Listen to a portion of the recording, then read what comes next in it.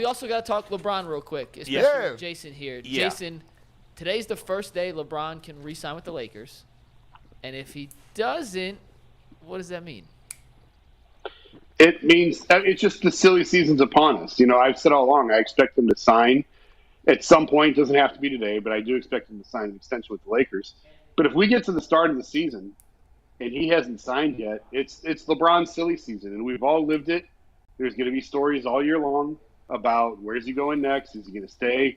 And it's a leverage play for him. You know, he's keeping pressure on the Lakers to do what he wants them to do, and it's the hammer that he holds. If you don't do this, I'm leaving. He's done it before, multiple times. Yeah. And we'll see. Like I've maintained all along, and I'll continue to say it. It's buckle up.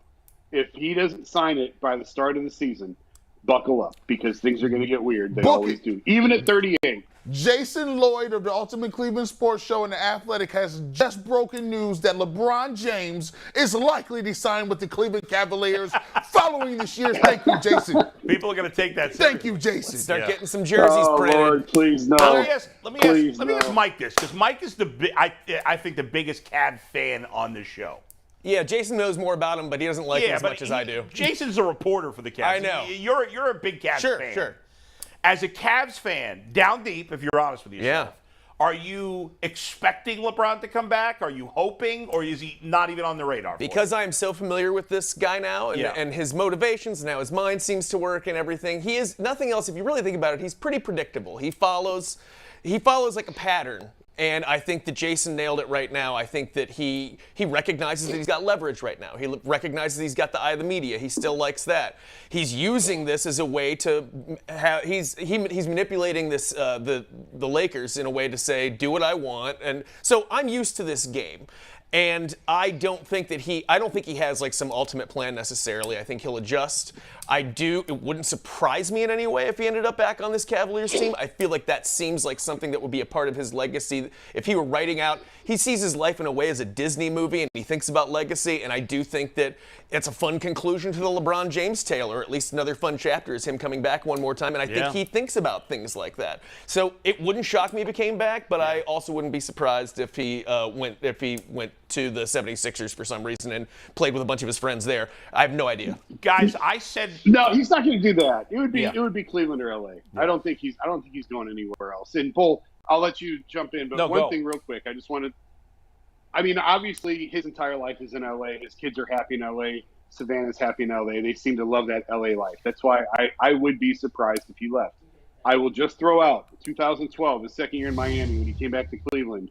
He was asked if he would ever come back, and he said, I would love to play there again if the fans would have me. And then 2 years later, he was back. And then All-Star Weekend this year, I asked him, would he ever consider coming back? And he said, I wouldn't close the door on that. Just throwing that out there. He planted the seeds before and then he did come back. He could have said no. Now he started walking it back as soon as he got back to LA. The conversation I had with him, he started walking it back almost instantly when he got back to LA, because I think he realized how angry everyone in LA was at him. Jeannie Buss and Rob Pelinka and everyone was really kind of aggravated with the comments that he made while he was here. So I still tend to believe he will finish his career in LA, but buckle up, because things are going to get weird if he doesn't sign it. Guys, don't you think as a Cavs fan, if you're hopeful that LeBron will come back, and I am. By the way, I'll reiterate, and I've already mentioned this on this show, but 6 months ago on the radio, or 7 months ago, whatever it was, I made one of the all-time dumb statements when I said I wouldn't want LeBron back. Yeah. One of the all-time dumb statements. We remember. And what's even more amazing about that is that the majority of the fans on Twitter and the phones agreed with me. So they were as dumb as I was. Those are the fans on Twitter and the phones. Now, I've, of course, realized, oh, my God, that's the dumbest thing I've ever said on the radio, and I've said plenty of dumb things. Mm-hmm. And so now, of course, I'd want him back, especially as a free agent, where you wouldn't have to give up anything to get him.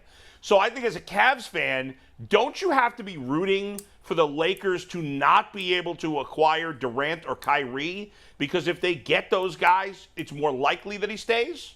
Or is that not true? No, I think that's very true. I think I've said that. I think if Kyrie winds up with the Lakers, that kind of seals the deal on LeBron. I would think that he would stay there. And again, I said this before, but his second to last year in Cleveland, when we were in New Orleans and he burned them down to the ground, the Cavs, and said they were a top-heavy roster and just called out David Griffin and everyone else and said they need playmakers, they got to make changes.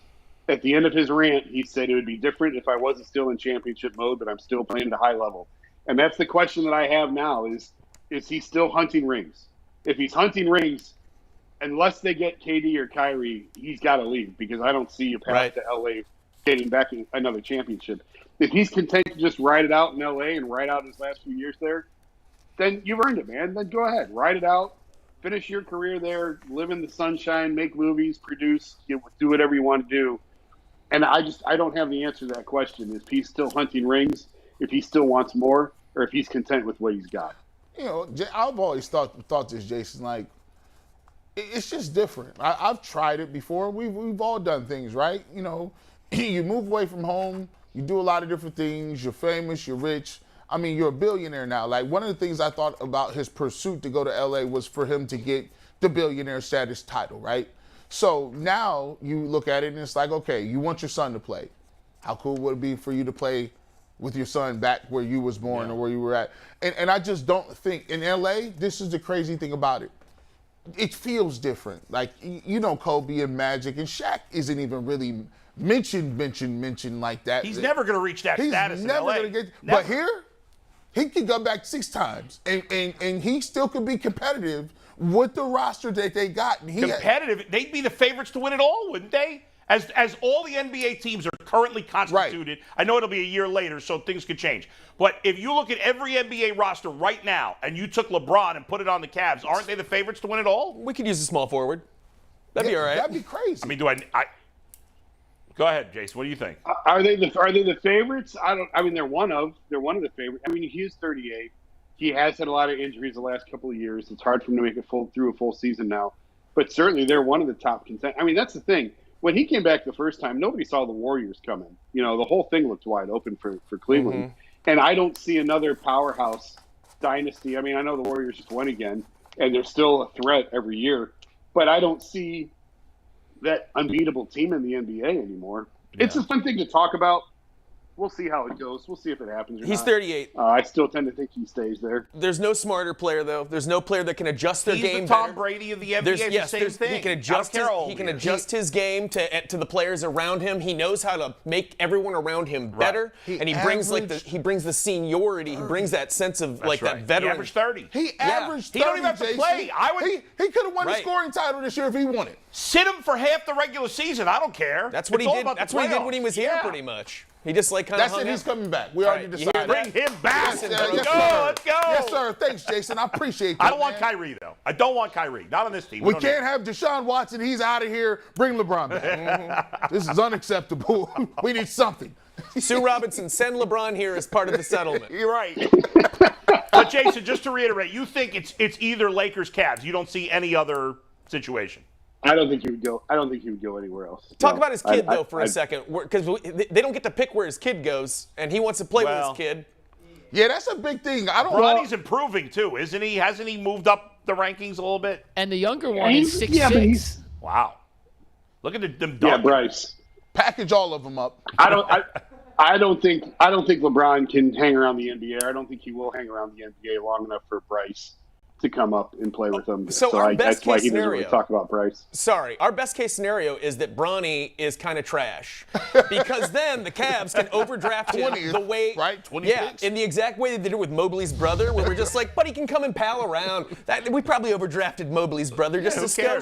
So I hope Bronny's trash, so that the Cavs can draft him, and then LeBron can come and play with him, and he'll be happy to play with his son. If Bronny's good, we're screwed. We did not condone that. Your son Bronny is dope. Well, no, we're not screwed because Rich Paul controls the entire NBA. Right. Rich Paul, why does that sound wrong in my head? That's exactly right. Yeah. It's Rich Paul, yeah, right? that's true. What's that? In my brain, Rich Paul sounds wrong. I don't know why. Mm-hmm. He controls the NBA. Unless Bronny's a superstar, even if he's just an average guy, he can pressure teams not to draft him, can't he, Jason? Yeah, that's exactly how it's going to go. Yeah. Rich will just say, don't, because he's not a top prospect. Right. Bronny, That's what I like to hear. So you can... So Rich will just tell jumper's teams, Rich will tell teams, if you want to deal with me and my clients in the future, don't screw with us on this one. Let him go to LA. It happens all the time. No, LA, Cleveland, Jason. Get it right. Most powerful agents. Cleveland, not LA. We'll see. We'll see. The silly season begins today.